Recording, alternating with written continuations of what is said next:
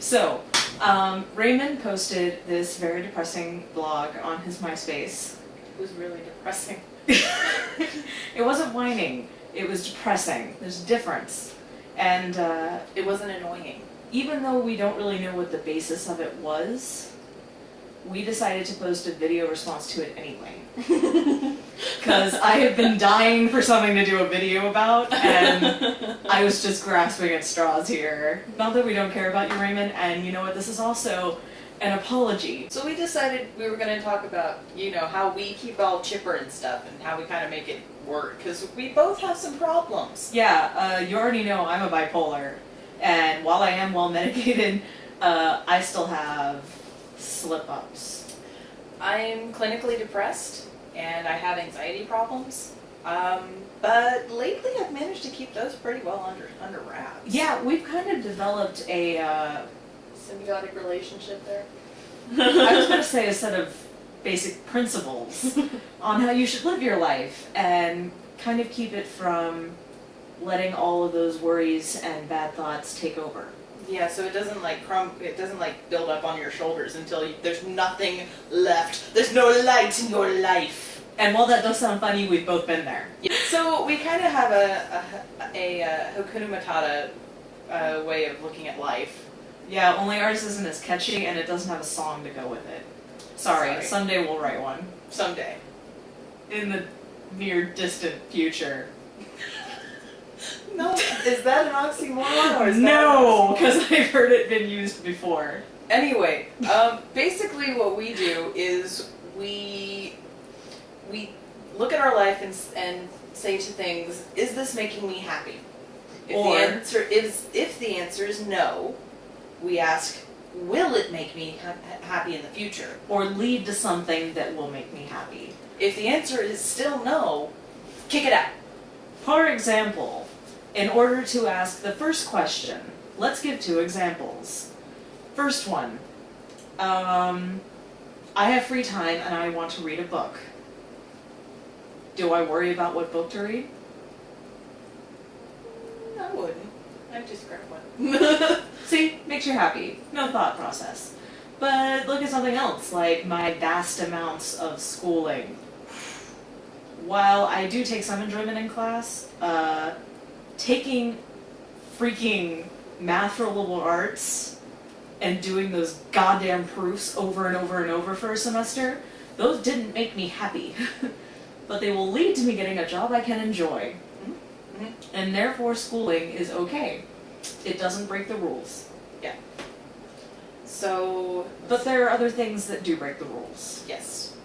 For example... relationships sometimes can break the rules. Basically, if that person isn't making you happy, at that point in time, then don't worry about it. Just break up with them. Get away from it. Same thing with friendships. If you have a friend who makes you feel like shit and you never seem to get any real joy out of it, and they're just bringing you down, and they seem to just get off on causing drama in your life and making it even worse than ever. Not that she knows about this, but we're talking... I don't know about this, but just let them drop out of your life. Yeah, let them go. But this is very exaggerated things. Raymond, what we wanted to talk to you about is when this pertains to little things, like letting bad thoughts get to you. This is a time when you decide, okay, this isn't working for me, and you go find something else to do. Exactly. Go play a game, watch a movie, draw something. So you're talking bother about Sean. Feeling... We're going to make a point about Sean at the end. Yes, bother Sean. Actually, what I was going to say is, one of the things that we found that really changed us lately is friendship. And I know you have a lot of really good friends because I've seen their videos. And what you should really consider is the fact that currently Sean is like my bipolar bodyguard.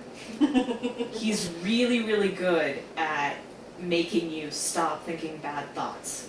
Mm-hmm. Use him. I could have said something very I know! There are so many openings for bad gay jokes. What were we saying? Right, so little bad thoughts. Basically... Distract yourself. Yeah, if a bad thought passes in your mind, don't let it sit there and fester, and certainly don't feel guilty about having it. Mm-mm. Frankly, you've already had the thought. It must have meant something. Don't dwell on what it meant. If it wasn't a nice thought that made you go, I'm having a good day now, then just fucking forget it. Yeah, let it go. If it's something that makes you feel bad that you might want to do, then just don't do it. That's what the whole thing about free choice is. I mean, even if, okay, you're wicked, but let's pretend you're not. God gave you I'm free wicked choice. Yeah, so am I. But that's besides the point. What I'm trying to get at is somewhere something gave us the power to think something and then not act upon it. And you should take advantage of that. Because it does apply to your mental processes as well. That's under your control. Really. Yeah. So, basically, your brain, that's yours. Yeah. And eventually you can train it to not think bad things. And make it your bitch. Yeah, make your brain your bitch. Seriously. You should not be your brain's bitch. That's No. a bad position to be in. Just go and take your brain and bitch slap it. And, you know, if that doesn't work, Who's your daddy? just watch one of our fucking videos, because you'll just laugh your ass off. We I try. mean, we're really talking about a very serious subject here. I mean, severe depression affects a lot of people. Mhm. And it's mostly because of the things that, like, you're going through, that we went through, are going through, where you just have a bad thought and you just need to let it go. Yeah, the thing we found is when it's in our head, you gotta get it out by distracting yourself. Forget the thought by putting something else there. And frankly, I've noticed that some people have taken this way out of proportion. Like, my ex went Buddhist, and he's all about, like, meditation and seeking a higher power, and it's like, frankly, over the matter of 2 months, JT and I have developed a scheme of keeping pure joy, calm, peace, serenity shit in your life at all times, and it has nothing to do with whether we sat there with votive candles and went, No, we find other things to dwell on. Things that make us happy. yeah. Because if it doesn't make you happy, it doesn't need to be in your life. Really? I mean, if I really wanted to be stressed out, I could totally find things to be stressed out. Oh god, so could I. Oh my god, my life is based on a grade. My boyfriend is across the country. I never know if I'm gonna see him again. I haven't had a job in 10 months. I have about $20,000 in school fees to attend to.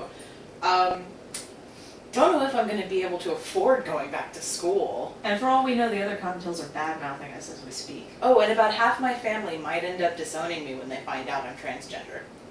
But I'm not dwelling on that because it's not as important as keeping myself not crazy. Yeah. So instead, what we worry about is, hey, do you want to eat ice cream and watch Beetlejuice, or do you want to go make something pretty? Hey, you know what we should be doing? We should be making hats! That's the big kicker in my day! Or playing a video game. But yeah, just find something that makes you happy. Seriously. That's the real way to keep happy. It's how to chase away those dark and horrible thoughts is by doing something that makes you happy. And there's so many things in this world that can make you happy.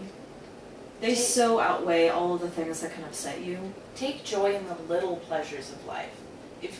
Who fucking cares if you have the big things, as long as you can take little things like, this smoothie I drank was so good. Oh my god, So- Jamba Juice. So enjoy the smoothie. And then later on, you know, it's a really nice day. Enjoy the day. And you just continue finding little things that you can enjoy, and it builds up and you have a great day.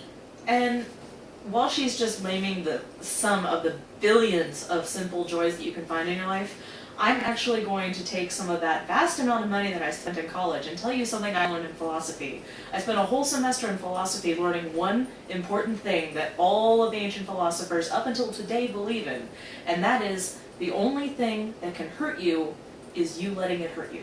Yep. My grandmother is a psychologist. My grandfather's a psychiatrist, and the one thing they always stress to me is, you're the only one who can make you have a bad day. Yeah.